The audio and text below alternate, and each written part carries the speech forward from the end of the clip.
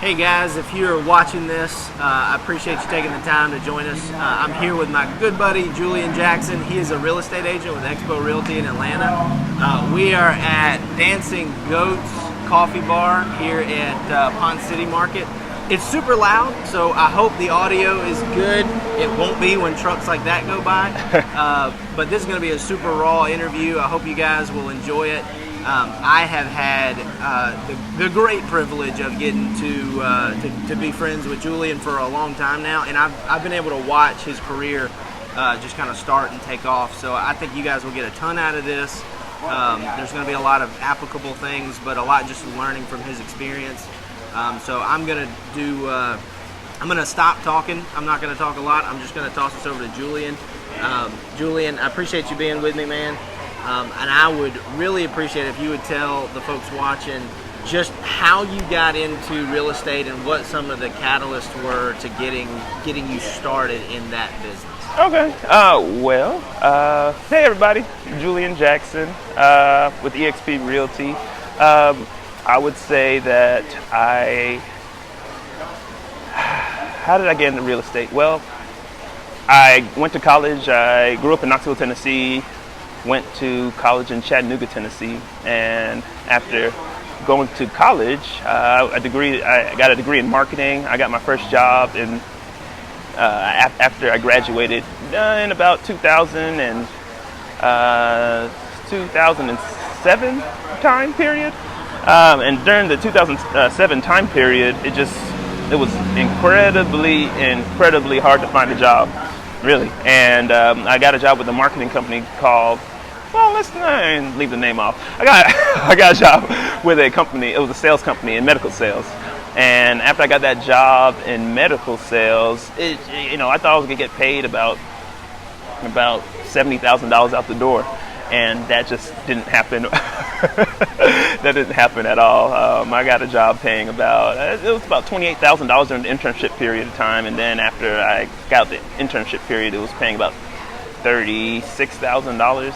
So got a job paying about $36,000 at that time, and I didn't really like the job, but it was one of those things. It's the first job after college. What are you gonna do? So I was there for about 2 years, a little over 2 years, 2 to 4 years, something along that time. And the day I started doing the MBA program, after I did the MBA program, the day after I graduated the MBA program, I got fired from that job. So good start. Yeah, great start. So after I got fired from that job, I started looking for another job, and I got a job in the specialty promotional products industry. So in a special promotional products company, if you see a pen or or anything like that, anything that has a company name on it, multi-billion-dollar industry, all those things, that's stuff that we sold. Tyler, who's watching, is kind of in that business. Especially promotional products? Okay. So I was in inside sales of that company. I was there for less than 6 months, and I got fired from that job.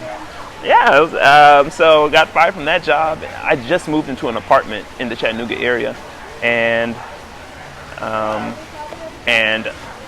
when this all happened, so during this whole time, me and my girlfriend, we broke up, and also the job, I lost that job, and I just moved into an apartment less than a month ago. And the landlord was gracious enough to let me leave. I ended up moving to Atlanta, moving in with my mom. In Panthersville, Georgia, and Panthersville. So yeah, I moved in Panthersville, and that's pretty much when we met.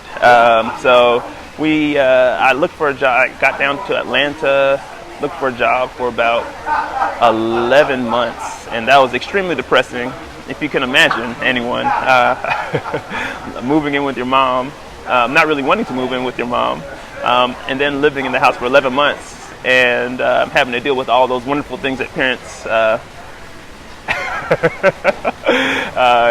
help you with while you're there. So I was there, and I finally got a job with a transportation company, 3PL, a logistics company. And by that time, after I graduated, I had my MBA. I thought I was going to be making about $100,000. At least I feel like that's what they put in my head. And then that didn't happen at all. The job that I was had in a special promotional products company that was paying about $38,000. I moved down to Atlanta, looked for a job, thinking that Atlanta had so much more opportunities and stuff like that, and it does, but you also have to know people just like any other city that you're in. And looked for a job for about 11 months, finally got hired on, and that job was paying about $38,000.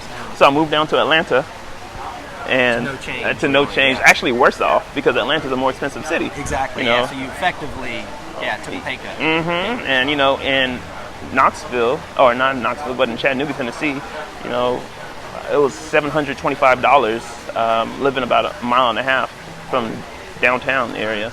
Then you come here and you have $1,500 apartment. That would be your parking fee each month, $725. Yeah.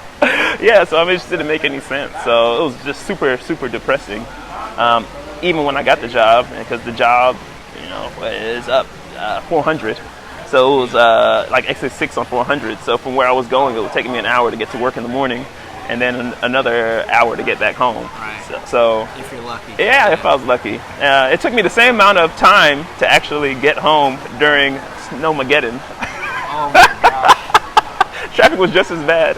Man, I have my story about Snowmageddon. I'll share the brief one. Me and my wife got stuck on Holcomb Bridge Road for 14 hours. Oh my God. During that thing. I still get PTSD when I go into Roswell. I'm like, there's the road. Just don't look at it. Was it a big hill? It was a big downhill, and so none of the cars could get up the next hill. Yeah. And so, we actually pulled off into a little diner. It's like one of I don't know, whatever it was, a diner. We went inside, we ate, and I watched the car that was behind us. Yeah. And it had only moved one space. Oh, so no. we got back on the road like an hour later, and just got behind the car that was behind us. Whoa. So we lost one space. So that was a traumatic experience. Me and Nikki were engaged. So when we got through that, we're like, you can do anything. If we can get through that, we'll be together forever. Oh gosh. Well, let's do a quick recap. So from 2007 to when you and I met, it was 2012, 2013. Mm-hmm. So basically, you'd been fired 3 times, something like that. You moved in with your mom, got another job that is just not really exciting, not really making a big difference. And then what happened next? Okay, so what happened next? I went from the one job that I had in the transportation industry to I got a job back in the medical industry. So I was working with a hospice company.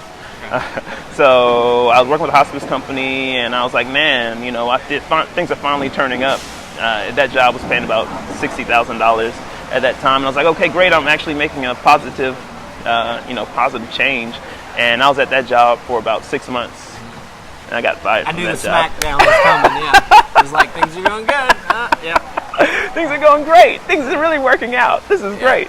So so I got fired from that job as well. And at that time, I was just like, what am I going to do next? I keep on getting these jobs. They're not working out. I keep on, at this moment, I haven't even started looking for another job yet. So I'm starting at literally ground zero. And I'm tired of having to talk to these hiring coordinators, or talking with these guys on LinkedIn and stuff like that, the recruiters, and constantly getting these conversations. Hey, I have a person that's really interested in hiring you, and having to go through all that stuff. And I had a friend when I first moved to Atlanta. She called me literally when I was at my mom's house. I remember sitting on the bed, and she said that she was in real estate. She makes 6 figures in real estate, and she thought I would be better in it than even she was. And at that time, I just remember going on Yahoo and stuff like that, and then seeing jobs that you can make 6 figures in. And it's always working on an oil rig in Houston, ice fishing. There's always these weird jobs. And it's so that's the only, or being a doctor or something like that. There's or lawyer. What? Those are the only people that I really saw that were making 6 figures. So, when she said 6 figures, I was like, man, wow, I could be that person.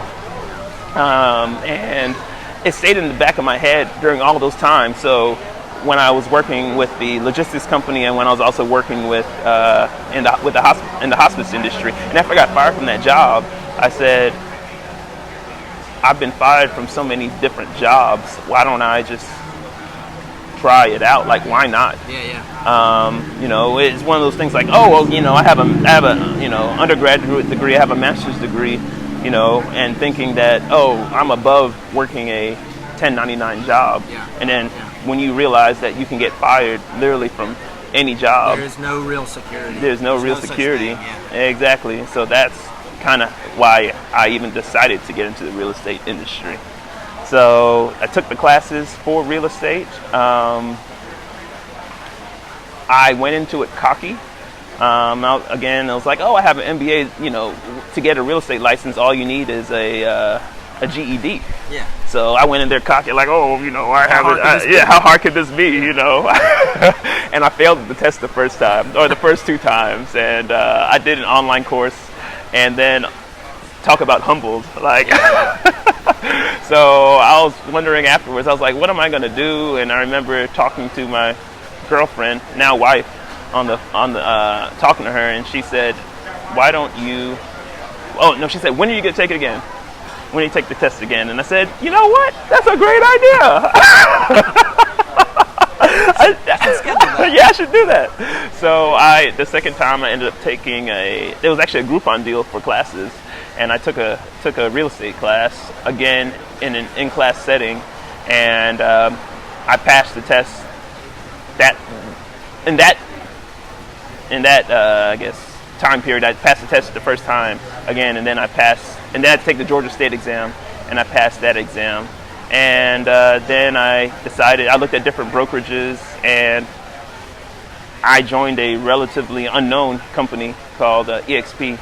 At that time, EXP had like 300, and I think I was like agent number 344 with the company. It was just to me, it was like a startup. I had a friend who was a running buddy, and she told me about the company, and I was like, oh, that seems cool.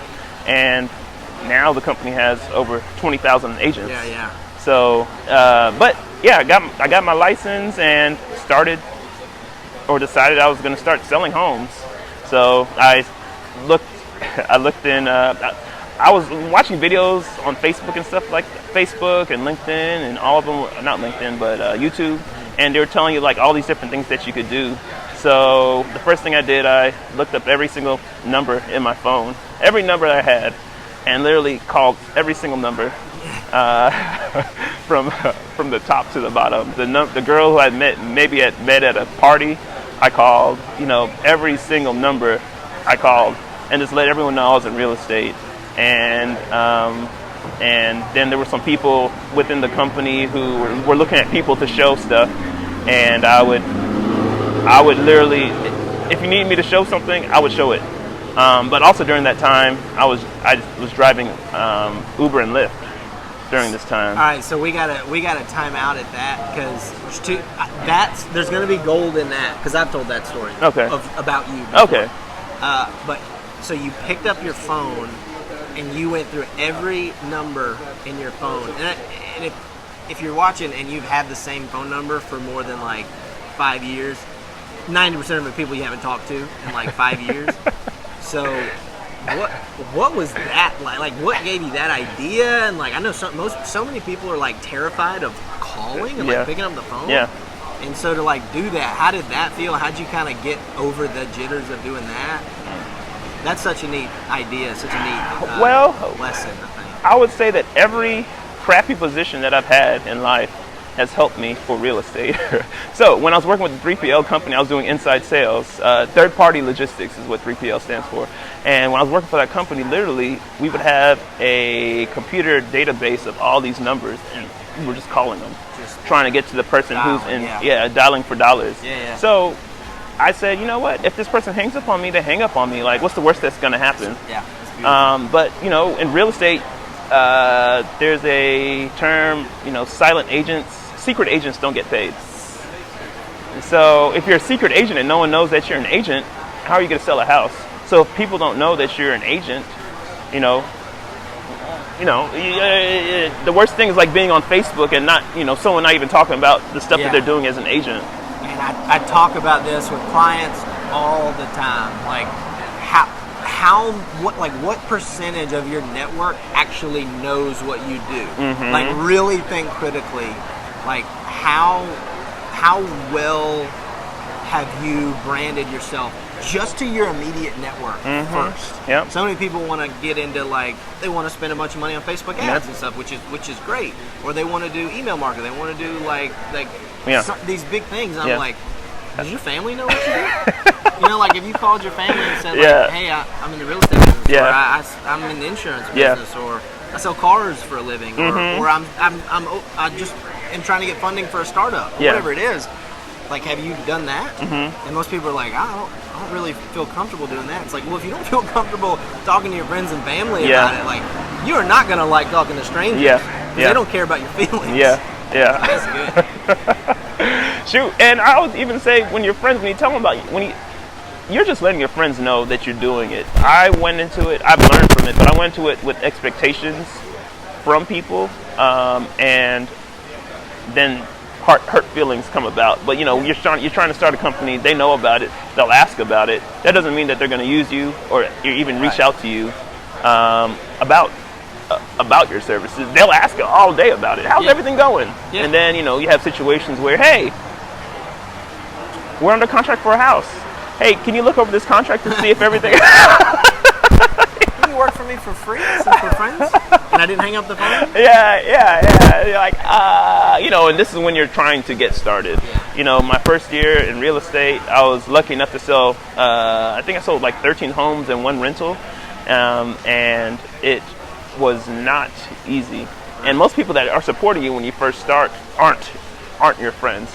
It's another person who you don't know, who thinks you know more than what you actually do know, because it's just one of those industries where you really don't know until you get into it, unless you purchased a house before or something like that. Right. But with me, I never purchased a house or anything along that line. So I remember even my first sale that I had, before that sale, I went with another agent to a closing. To see how the closing was, so I wouldn't look like an idiot during the closing. So it's like I heard this in a podcast. You see the movie Catch Me If You Can? Yeah. Where that's based on a real person, and in his book, he actually talks about how he taught an entire college course for a semester. Yeah. He's like 16 years old, and the interviewer or an interviewer is asking him, like, how did you do that? Like, that you didn't fake that. You taught a course. And he said, I just read 1 chapter ahead of the class.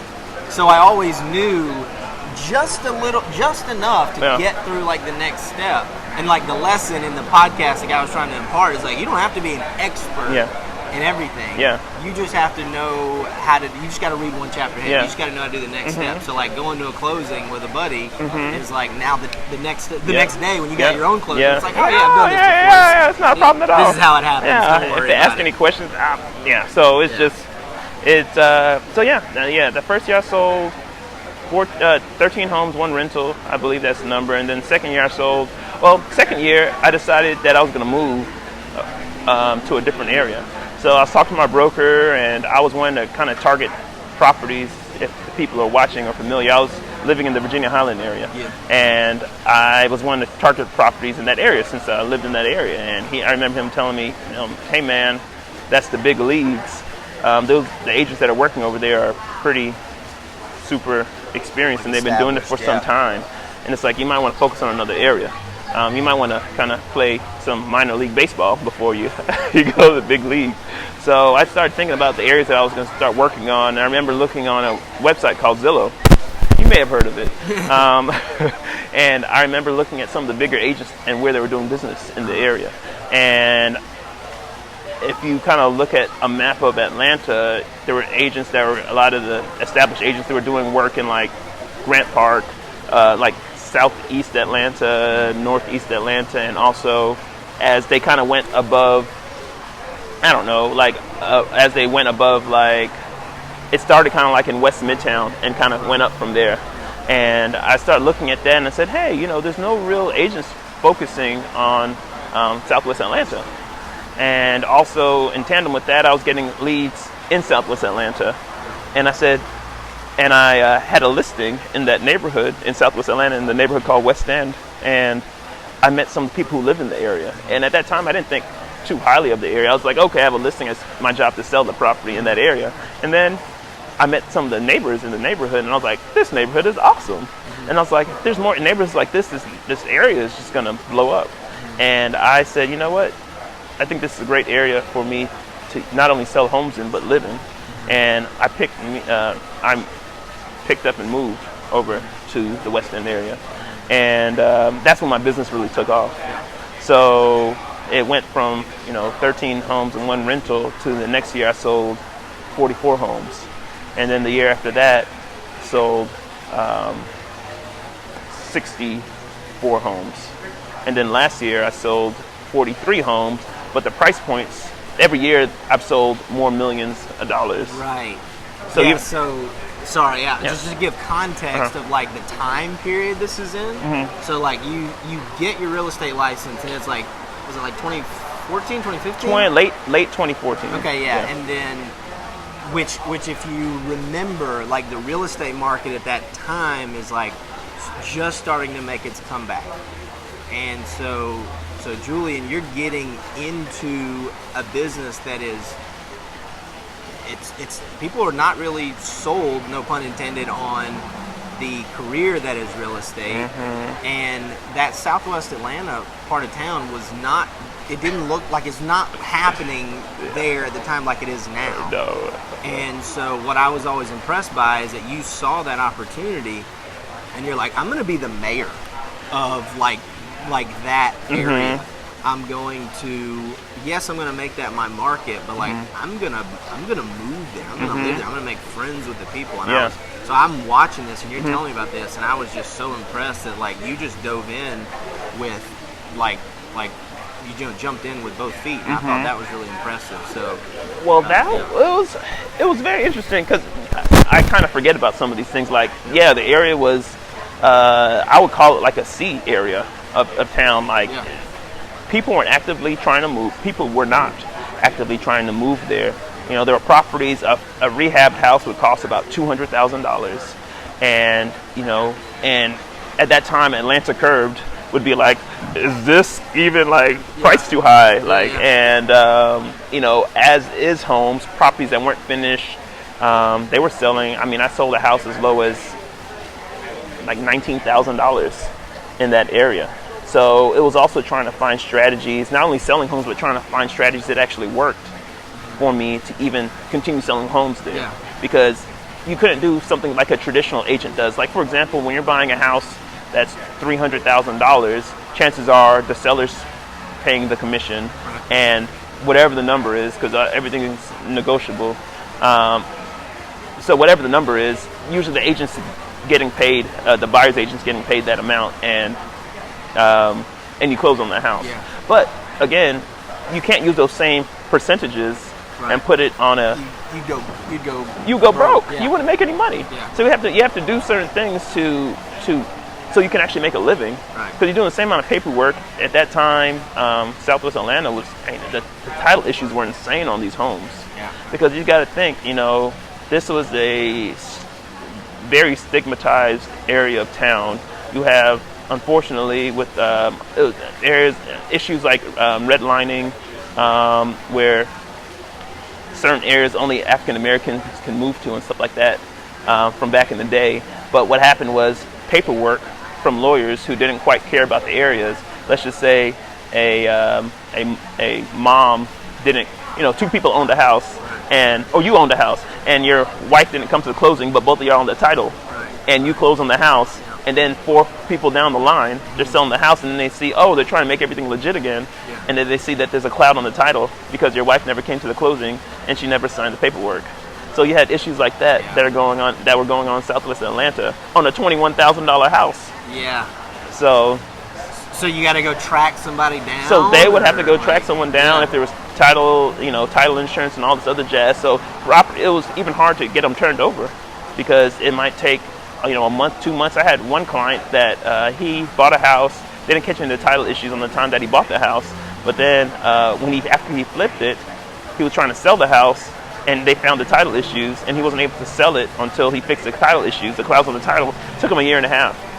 Which can kill the market. Like, if you're lucky, the market stays the same for that house. Yeah, now the market did go up for that house. He made stroke of luck. Yeah. For him. Yeah. But I mean, he could have lost the house. He might not have been able to refinance it and just totally lost the house. So you have weird situations like that going on. But I was able to not only sell many homes at that amount, but then also I was able to meet a lot of people who their agents were afraid of the area. So the agents, their agents straight up wouldn't come to the areas. So I was able, contacted me because I then became like the #1 Zillow agent in the zip code, in the 30310 zip code. And they started contacting me because their agents were afraid to show them homes. And that because they thought, some dude on the street was looking at them or trying to rob them or whatever reason, because they were afraid of the area. And they would call me up, and then I would sell them a house, and then I'd move into it. And now, in one case, in many cases, people made over $100,000+ in equity from their homes from the time they bought it, like 3-4 years ago. It's insane, yeah. So, yeah, I mean, I remember. You remember you took me on like a ride along with you to go and like take pictures of these houses. Yeah, I remember that. That was a while ago. That was like 2-3 years ago. Yeah. And you're telling me this, like your strategy there. Yeah. And like we're driving through and looking at some of these houses, I'm just like, good luck. This is crap. Because I mean, when you said these were like as is homes, I'm thinking I just had no context for that. Like I hadn't seen. I'm not in the real estate business, so I hadn't seen that. But I'm looking through, and then as you're telling me the strategy that's working for you, I'm just like, dude, you're a genius. this is because it's almost like real estate, and this is the applicable thing I'm gonna like tell you. So like with real estate, as in a lot of industries, like there are pockets that get really saturated with agents. I've got a friend who's an agent out in Gainesville, Georgia, and he said there's something like 18,000 real estate agents in like Hall County. Yeah, that's over by like Lake Lanier and stuff. And so to do well in that space, like you have to have a competitive advantage that probably looks like experience, connections, something has to do with being in it for a long time. So guys, if you're going into a new market, you have to find your competitive advantage. You have to figure out what it is.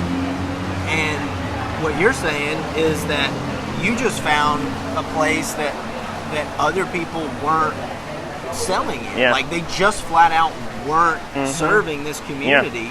You saw the opportunity there, and you're like, that's going to be my competitive advantage, is that I know every nook and cranny of this entire community. I live here. I believe in this place, and that paid off for you. Yeah, the more I dug into, like, West Side is the best side, the more I dug into supporting the area. At that time, there was, like, no real agents supporting. I mean, I'm not going to say there weren't any agents, but I'm saying there weren't any agents that were, like, really, like, seen online touting the area and going hard for it. So when I started touting the area and going hard for it, it just became, more and more people would hear about it, and then next thing you know, more and more people, with the help of other people. It's not like I'm a one-man team that did it all by myself. I mean, no, it's very hard for one person to do anything by themselves. And things just started picking up. But the time to really make a name for yourself is when no one's around. There's some agents that you can be. It's very difficult when you're a Me Too agent, because then you're having to discount price or do something else to even. You're not creating any value. But with me, I'm bringing people to an area where I know a lot about. They can look me up online. They see, these, have all these reviews. I'm #1 in the area. Not only, I do a lot of sales. There's no question to them that I don't know what I'm doing. So that's how I'm able to, you got agents that, some agents feel like they have to dress up. you know, and they have to come through in a suit and tie and everything. Yeah, I've seen you talk about that. Yeah, it just really, I'm able to, at the point where I'm at, I walk in with, I have shorts on and sandals and a t-shirt, and that's how I go to my listing appointments. Like it's just like, hey, do you want me to dress up and look handsome for you, or do you want me to sell your house? You want me to sell your house? Do you want me to whisper sweet nothings in your ear, or do you want me to sell your house? Like, I mean, my job is to sell homes. My job is not to impress you with how ironed my shorts are. Like, you know, if you have an issue with what I do, like, look online. You know, talk to someone. That's another great lesson on like brand and really probably in addition to the competitive advantage thing is like, if you are just what's the phrase, like an order taker, if you're just somebody who like will transact whatever the product is, if it's real estate or if it's software, if all you are is the guy filling out the paperwork, you are always at risk of the other guy who'll just do it for cheaper, basically. Right? Maybe they got something else. Maybe their suit does look nicer, and it's like, if it's just about who can do the paperwork to transact this piece of business, then I mean, I'll go with the guy I'm more comfortable with. But if you're the guy who knows, maybe it's that you know the market. In this case, it was like Julian was the expert in the market. He can tell you about, you know, like every facet of it. So your brand started to, or you started to become your brand. You're not just a real estate agent, right? Like you're the only real estate agent for X, Y, and Z, like for this specific niche. So if you were looking for a home, or if you were trying to sell a home in this area, it was like you called Julian. They contact me. Else. So it changes the whole game, because you know, there's a difference between sales and marketing. You know, sales is when you're actually having to go out and get the business. Marketing is when they're contacting you. Exactly. And so many nuggets. So with me and the way I was marketing myself, people were coming to me. So you know, it's I'm happy to help you. You know, as long as it makes sense for everyone, because, you know, I don't do it just because I love it. I just love helping people. You know, you have to. It's a business. You have to get paid, and it needs to have to make sense. And I created pretty much a niche area that I service, that people come to me because they want me to sell homes in that area, because I know how to sell an as-is home. And if you don't know what an as-is home is, I'm sure if you watch Chip and Joanna or whatever, any of those shows, and you just see a house that looks like it was just unloved for many years, and someone threw a frying pan at the wall and and left trash for 2 years in the house.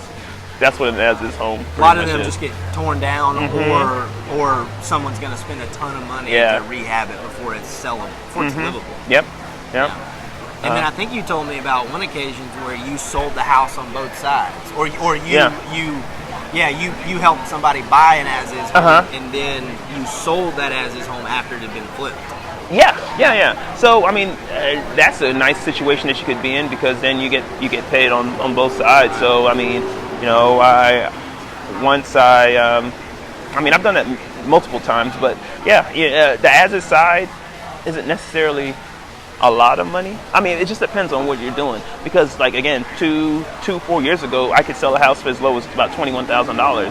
Now, you know, I have an as-is home on the market for $140,000, and there's offers substantially over asking price on it. So that same type of home? Or in the same area, you know.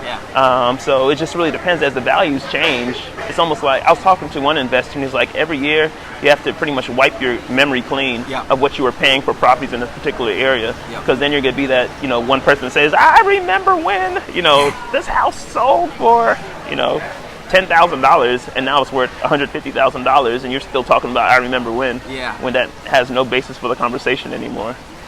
That's another lesson, guys, is the short memory, right? It's like playing sports. Like, you've got to start every play with, like, forget about what happened before. It is about what it takes to get the job done now. Different market, better market, worse market, get over it. We deal with the world as it is, right? We're not here to change the world. We're here to I mean, yeah, we want to change the world. That's a different conversation. But like when it comes to business, like we're here in marketing and sales, you've got to take the world as it is and do your best in that context to try to make the best outcome possible. People that complain about it, I mean, that you just step aside. There's no room or time to deal with folks that are just going to complain about the way things used to be or the way things are now. It is what it is. It is what it is.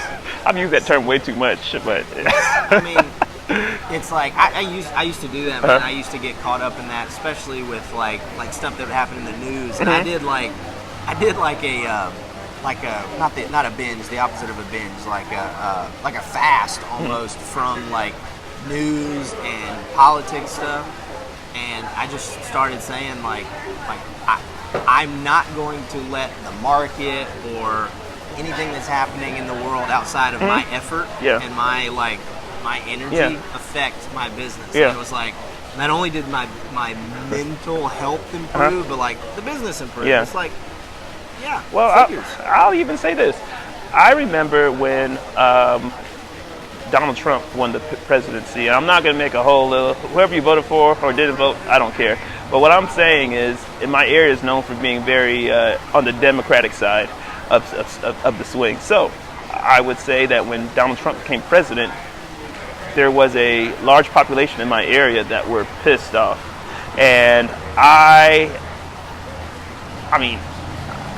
didn't vote for him myself. But the thing is, I had to tell myself that even though there's a population that is pissed off about it, there's a population that is whistling down the street.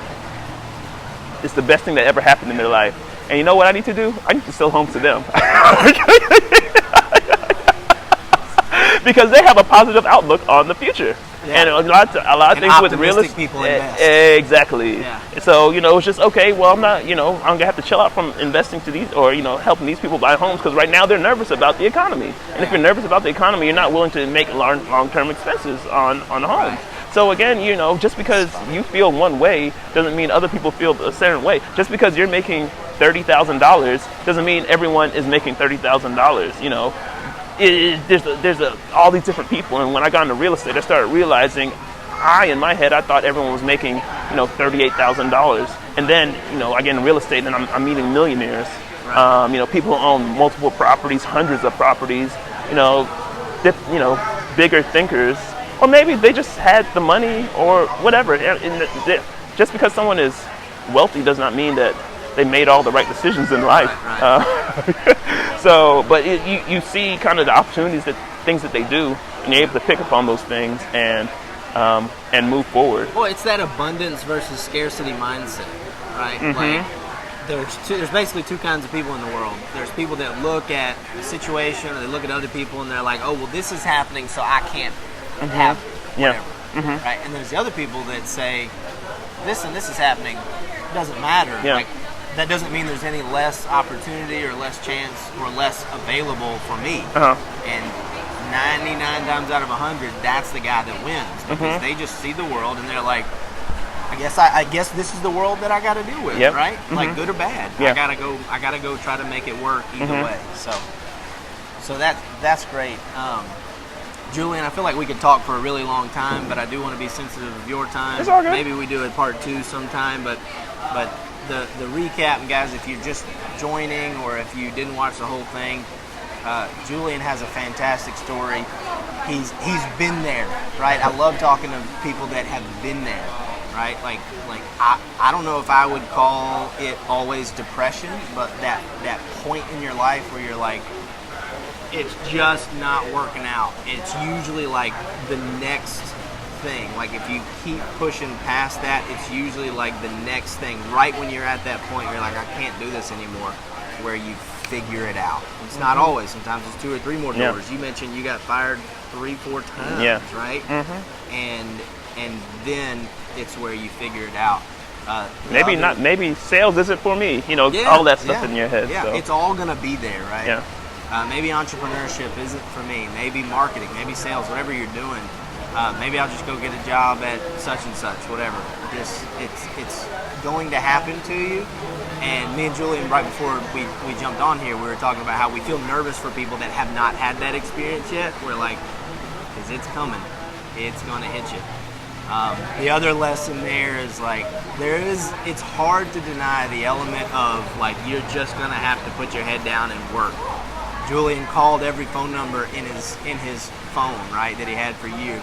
I cut you off when we were talking about, when you were starting to talk about this, but I remember you telling me that you drove for Uber and Lyft, and you had your business cards, like for your real estate business, like set up in the middle. And at the time, I thought that was like the smartest thing I ever heard, because it's like, what other opportunity are you going to have a captive audience for like 5 minutes, 10, 20 minutes at a time, right? Yeah. So it's just like, it's that hustle and the ingenuity and the strategic mindset to see something that other people thought was trash, these as-is homes, and be like, I can make money doing that. I can make that work. And then finally, just figuring out your competitive advantage, and then just jumping in like with both feet and saying, I'm going to own this niche or this market, and I'm just going to become the mayor of this thing, whatever it is. So those are some fantastic lessons. Anything else you want to leave to the folks watching, or the folks that will watch this later? Just encouragement or like advice? Yeah, I would say it's very important to believe in yourself and have a good support system, and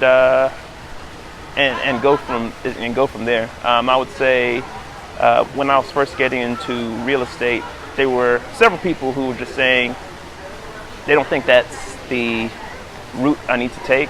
And in all honesty, they had my best interests in mind. But you have to be around people who also are risk takers like yourself. If you're a risk taker and you surround yourself with people who aren't, people who have conventional, if you want to do something unconventional, you hang out with conventional people, it's not really going to be your benefit. So sometimes you have to pick yourself out of certain situations. If you want to be an entrepreneur, maybe all of the people you hang out with should not be work a 9-to-5 job.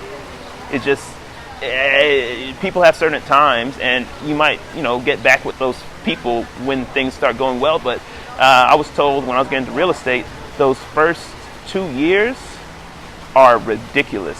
So you have to surround yourself with people who are going to be for you. It might be the boyfriend, it might be the girlfriend who just isn't really supporting what the move is. Things might need to change on that front. It's just, those first 2 years are super important. And that's why, at least in the real estate industry, most agents don't even last a year. Right. Yeah, I think the same is in like the real estate business and the insurance business. I know are like the two highest dropout rates in the first 2 years. And then like we know all the stats about startups. Like 80% of them fail between like 1 and 2 years, 90% within 5 years. And usually it's just because it's not really because they fail. It's usually because they just quit. They can't take it anymore, right? Like they're like, this is too hard, or I can't figure this out. So it's like, if you can just outlast that period, and if you got supportive people around you. I know I was very, very fortunate to have, like, my wife has talked me off the ledge 1,000 times, right? And then just having people around you that'll encourage you and support you is an irreplaceable factor. So, well, guys, I appreciate you watching this, and if you're watching the recording later, thanks so much.